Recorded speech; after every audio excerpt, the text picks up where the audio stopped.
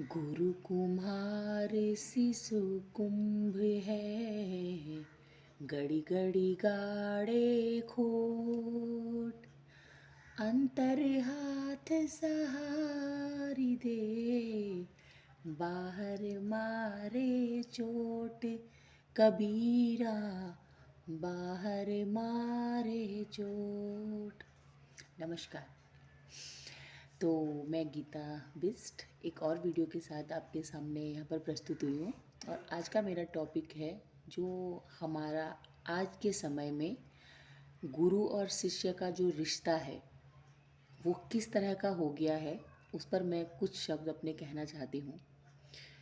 कि कबीरदास जी भी कहकर गए हैं कि जो गुरु होता है वो कुम्हार है। गुरु कुम्हार शिशु कुंभ है, गड़ी गड़ी काढ़े खोट। अंतर हाथ सहारे दे, बाहर मारे चोट। यानी जो गुरु होता है वो कुम्हार की तरह होता है। जिस तरह से कुम्हार अपने घड़े को बनाता है ना, तो घड़ा जब तक कच्चा होता है, मिट्टी कच्ची होती है, गीली होती है, तब तक वो क्या करता है, चारों तरफ से अपने घड़े को वो करता है, सहारा देता है बाहर से। और जैसे जैसे वो थोड़ा थोड़ा कहीं कहीं पर टेढ़ा मेढ़ा होता है तो बाहर से उसको हथौड़ी से मार मार के उसको पूरी गोलाई देता है। तो शिशु क्या है, क्या है, घड़े की तरह है। और जो गुरु है वो कुम्हार की तरह है कि जिस प्रकार से कुम्हार अपने घड़े की गोलाई को, उसके आकार को सही करने के लिए बाहर से हथौड़ा देता है, उसी प्रकार से गुरु भी कुम्हार की भांति है।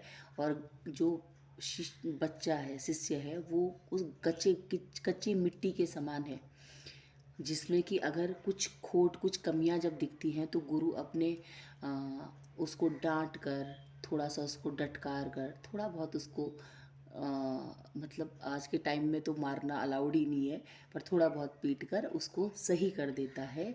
और अंतर हाथ सहारे दे, बाहर मारे चोट। और अंदर से तो उसको बिल्कुल, जिस तरह से कुमार अपने घड़े को अंदर से सहारा देता है और बाहर से उस पर चोटें मार मार कर उसकी गोलाई को ठीक करता है, उसी प्रकार से गुरु भी अपने शिष्य का अच्छा चाहता है। अपने शिष्य को उसके लक्ष्य तक पहुंचाने के लिए भले ही कभी कभी डांट देता है, लेकिन बाहर से सख्त बनता है, लेकिन अंदर से उसको सहारा देता है उसके लक्ष्य तक पहुंचने में।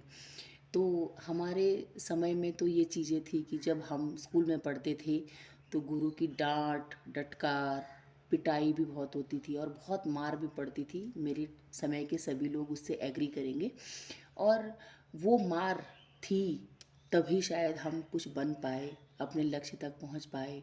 उस गुरु की डांट में, उस गुरु की डटकार में, उस गुरु की एक कठोर स्वर में उस वक्त भले हम डरते होंगे, लेकिन उनके लिए एक रिस्पेक्ट भी थी, एक श्रद्धा का भाव भी था।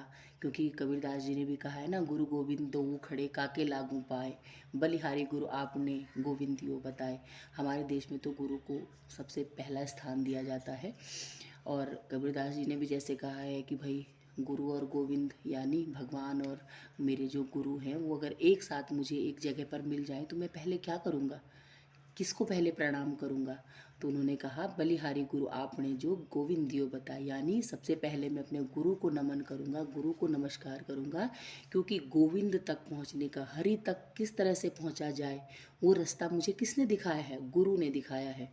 तो इसलिए गुरु का स्थान उच्च हुआ और मैं पहले गुरु को प्रणाम करूँगा। जबकि पूरी दुनिया को तो भाई भगवान ने बनाया है ना। लेकिन गुरु का स्थान वो है जो कि आज के समय में मैं नहीं देख पाती हूँ। आज के बच्चों में वो श्रद्धा का भाव, वो गुरु और शिष्य का वो रिश्ता, वो एक जो बॉन्डिंग है ना, वो बन ही नहीं पाती है। पता नहीं क्या कारण है। हो सकता है कि गुरु की तरफ से भी कुछ कमियां रह जाती होंगी, कुछ कमियां हैं शायद, तभी तो हम लोगों का वो बॉन्ड नहीं बन पाता है। लेकिन मैं तो यही कहूँगी कि जो आज के टाइम में जो गुरु अपने शिष्य का भला चाहता है, भले ही वो शिष्य उस वक्त उसको अपना फेवरेट गुरु ना माने, उस फेवरेट टीचर ना बोले, लेकिन एक गुरु का कर्तव्य है अपने शिष्य को लगातार अच्छे कामों के लिए प्रेरित करना, उसको उसके लक्ष्य तक पहुंचाने के लिए भले ही उसको कितना भी कठोर बनना पड़े, उसको सही रास्ता दिखाना, उसको सही राह पर चलने के लिए हमेशा उसके साथ खड़े रहना। बाकी जिस भले आज एक गुरु के रूप में हम उनके फेवरेट टीचर ना हों, लेकिन हम उनके फेवरेट टीचर उस दिन बनेंगे जिस दिन वो अपने सही रास्ते पर निकल पड़ेंगे, अपने लक्ष्य तक पहुंच जाएंगे। तब उनको उस टीचर की याद आएगी जिस टीचर ने उनको सही राह दिखाई थी। भले उस वक्त उनको वो अच्छा ना लगा हो, लेकिन एक दिन हम उनके फेवरेट टीचर ज़रूर बनेंगे उस वक्त, और वो बहुत प्राउड फील करने वाला मोमेंट होगा।